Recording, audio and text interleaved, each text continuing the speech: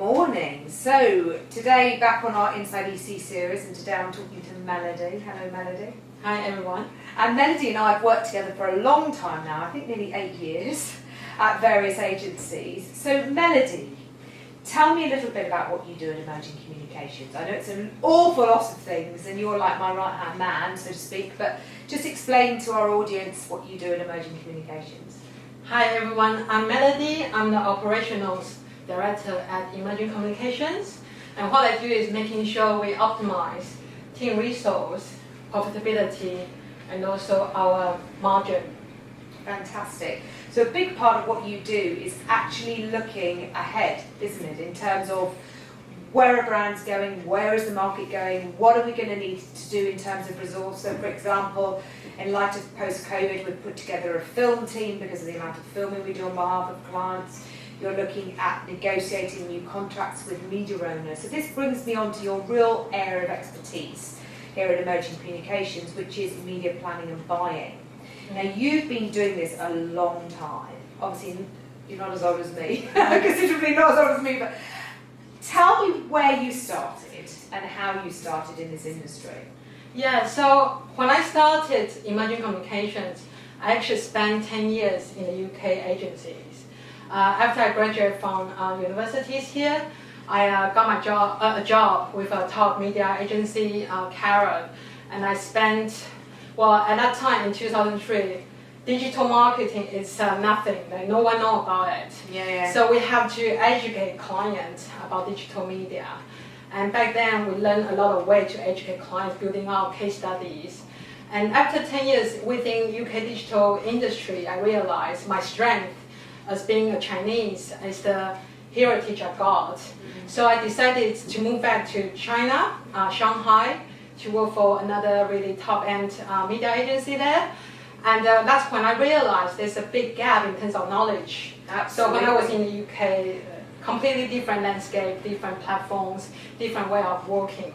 So that's when I come back here in the UK, I realized this is opportunity. Yeah. And my mission and also the kind of vision for the companies to help brands to get closer to China by educate and support them and make things easier for them. So when Melody and I started with Emerging Communications 6 years ago, a big thing for us is thought leadership. And a big thing as well is to try and get some quality across the industry. There is none at the moment. In terms of the British advertising and media industry, it's all accredited, but not so with China British advertising and marketing. So for us, a big thing has always been workshops, masterclasses, webinars, and now obviously an awful lot of those have been taken online. But it's really important, I think, as a culture and fabric of our DNA here at EC, that we educate brands on what good looks like. Exactly. Which kind of brings me on to the differences around when you're dealing with, say, the big guys here in the UK, like Google versus Baidu, or Facebook versus a plethora of social media platforms, Weibo, WeChat, I don't know if I put Joey in, etc. How different is it for British brands to navigate their way around the various platforms and channels in China? Yeah, so when I was working in China, one thing that's really apparent is the trust. Yeah. And because in China, media platforms have so much power, they are dominant in the market. And clients will trust them instead of agencies. So it's very hard for agency to be the one that's providing solution.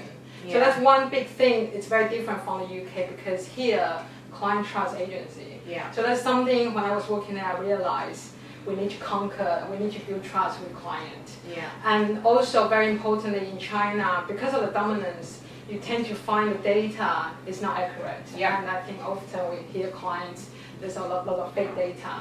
So you really need to be very firm to whoever you work with to have some sort of transparency, have third-party tracking in place.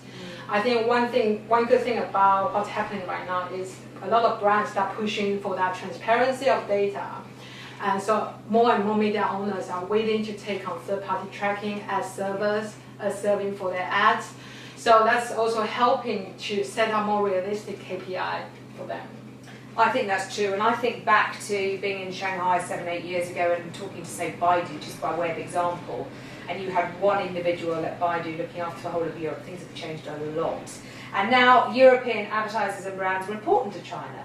But having said that, I think there's one fundamental difference between dealing with media owners, the big ones especially in China, versus here. Is here, if you're the brand and you're paying the money for your advertising, you have power. And in China, you do not. It's all down to size. So if you're dealing with Tencent, if you're dealing with Alibaba Group, then they have the power over you as a brand. And I think that's something that we've struggled with British brands to understand, isn't it? Is how to do contracts, how to negotiate, and also that one has to almost accept that you're in a different type of partnership to one that you might have in Europe. Would you say that's true? Or? Yeah, that's true. And as probably you know, they don't like each other, all the big players. Yeah, so they call BAT, so Baidu, Alibaba, and Tencent.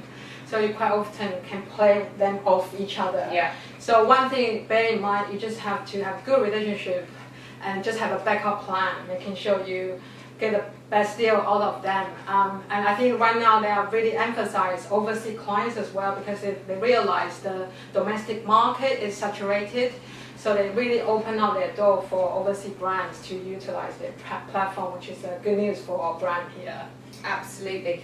So this brings me on to, I think, the biggest challenge for British brands, which is Chinese legislation. So there is obviously an awful lot that we can do here in the UK when we advertise. Like, for example, just one example, one can use the word investor in advertising. You can't do that in China. There are certain things, categories you're not even allowed to advertise in China. So how does a brand navigate that? What is the best way around that obstacle? Yeah, so this is one thing really important. You Yeah. need to work with a trusted partner, like Emerging Communication or any other agency has been actually working with Chinese platform for a long time, because you will have a full list of content. You can say words, you can say blacklisted words that you put on your website and your ad copy, and making sure you go through that check process with media owners. Before you can put any advertisement on the website, you need to do all the check in place.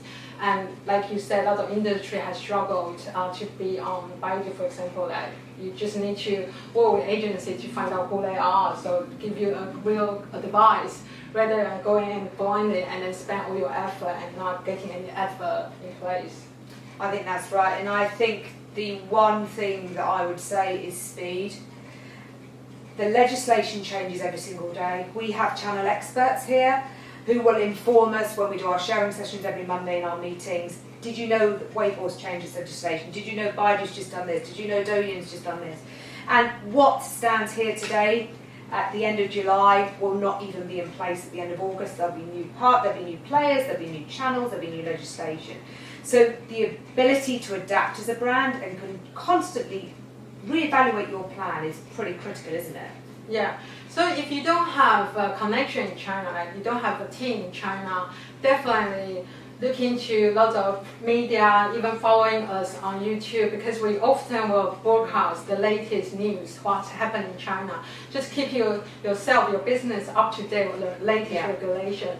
Otherwise, you might find yourself you burn your fingers by doing something wrong. That's something we want to avoid. Yeah. But yeah, just make sure you follow all the news, follow medias, our agencies with all the updates.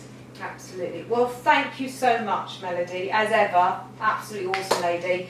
We hope you enjoyed this. We are here at Emerging Communications as a thought leader as well as an agency and consultancy. Please follow us and subscribe on YouTube. Follow me on LinkedIn. We're always updating on latest legislation, latest trends. And thank you, Melody, and everybody have a good day. Thank you. Is that right?